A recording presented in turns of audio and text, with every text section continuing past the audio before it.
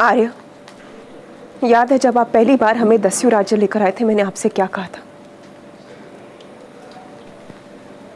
एक पति के लक्ष्य के लिए इस पत्नी को अपना हर बलिदान स्वीकार है, लेकिन एक पिता के बलिदान के कारण पुत्र का जीवन लक्ष्य भंग हो, यह इस माता को स्वीकार नहीं। पिता का कर्तव्य है कि वो अपने पुत्र को जीवन का मार्ग दिखाए, पौरव नामक मृत्यु का नहीं। हस्ती की गलती यह है कि वो आपका पुत्र है, परंतु उसने तो अपने पिता को नहीं चुना, तो उसे दस्यु होने का दंड क्यों? लोग सुखी और संपन्न होने के स्वप्न देखते हैं, और मेरा पुत्र दस्यु सेनापति होने का। मेरा पुत्र समुद्र की सैर को छोड़कर कुएं की होड़ के स्वप्न देख रहा है। पिता रक्त रक्त को पुकारता है और पहचानता भी है। वो क्षण जल्द आएगा जब महाराज बमनी और पुरु एक साथ होंगे, और ये सच्चाई जब हस्ती को पता चलेगी तो हस्ती का छोटा स्वप्न भी बड़ा हो जाएगा, और हस्ती को वो सब कुछ मिलेगा जिसकी इच्छा रखता है वो, या जिसके योग्य है वो। और मुझे पूर्ण विश्वास है कि ये सब कुछ महाराज बमनी अवश्य पूरा करेंगे।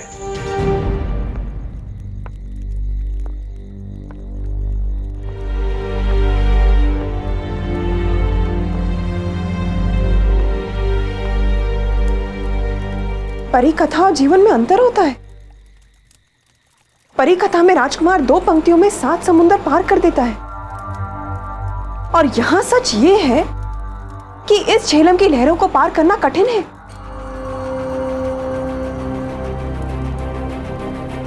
यदि पौरव राष्ट्र पुरु को अपना बेटा माने ये इतना ही सरल है,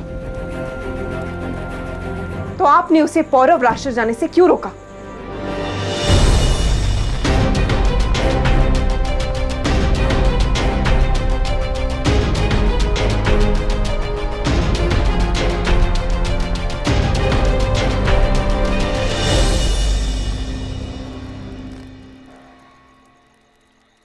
और यदि ये इतना ही सरल है तो बता दीजिए उसे सत्य क्या है, कि वो हमारा पुत्र नहीं है।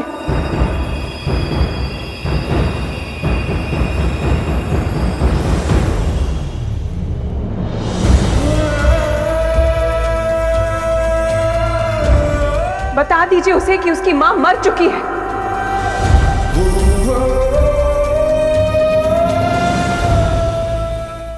बता दीजिए उसे कि इस मिट्टी के कुम्हार आप हैं,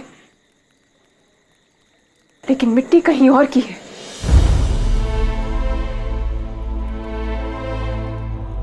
हाँ, ये सच है कि वो मेरा पुत्र नहीं है, परंतु ये भी सच है कि उसके योग्य देखरेख मैं करता रहूंगा, चाहे उसके लिए मुझे असंख्य त्याग क्यों ना करने पड़े। पुरु भले ही हमारा पुत्र नहीं, लेकिन उसकी ये सच्चाई आप किसी को नहीं बताएंगे। ठीक है आर्य, मैं पुरु का सत्य किसी को नहीं बताऊंगी, परंतु सत्य सामने आने का मार्ग स्वयं ढूंढ ही लेता है। और जिस दिन ये सत्य पुरु के सामने आएगा, तब आप क्या करेंगे आर्य?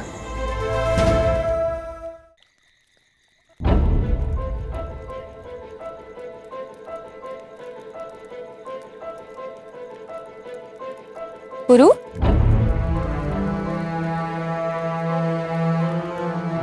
पुरु,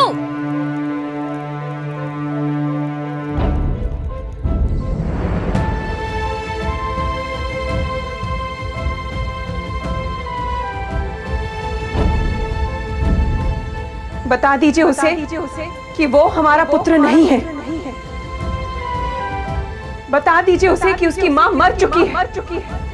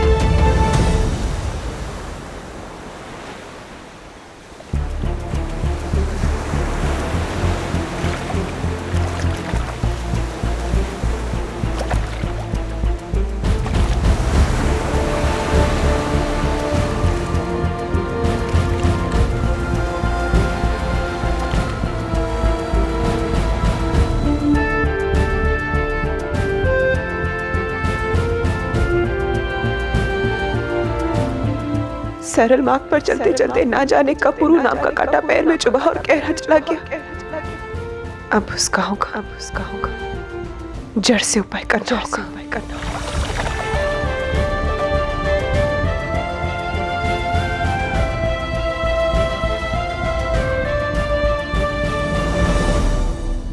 उस दिन पहली बार मेरे बेटे की आंखों में आंसू आए। वो आंसू नहीं, पुरु के मन में उठते हुए प्रश्नों की बाढ़ थी कि क्या है उसका अस्तित्व, क्या है उसकी नियति।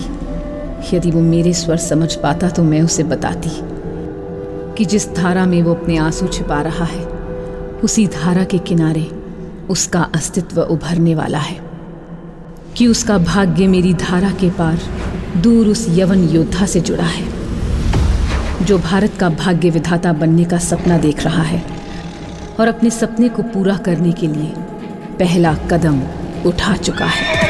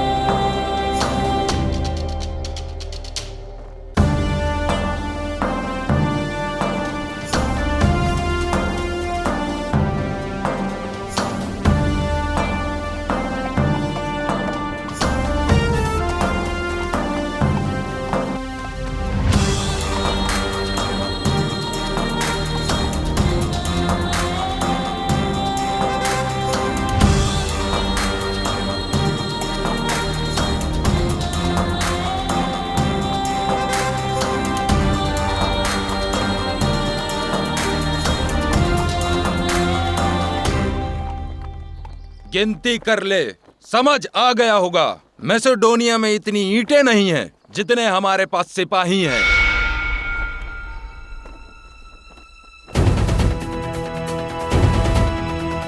मैं तो ये गिन रहा था कि तुम सबके मकबरे बनाने में पत्थर कितने लगेंगे। मौत के सामने खड़े होते हुए डर नहीं लगता बच्चे। डरे हुए तो तुम हो साथी सियाह। अगर बेखौफ होते तो शाह फिलिप के किसी और जंग में मसरूफ होने का फायदा उठाकर मैसेडोनिया पर पीछे से हमला नहीं करते।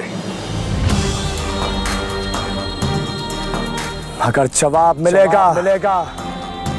पीठ पे वार का जवाब सीने पे देगा। ये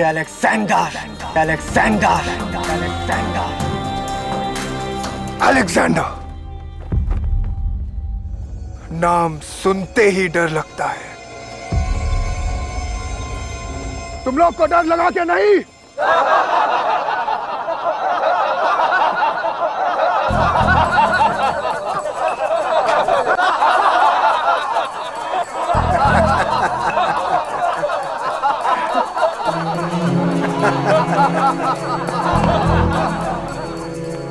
मुझे माफी दे दे हुजूर अलेक्जेंडर।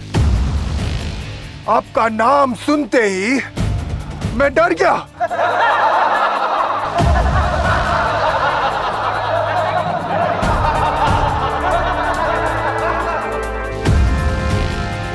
खेल बहुत हुआ बच्चे।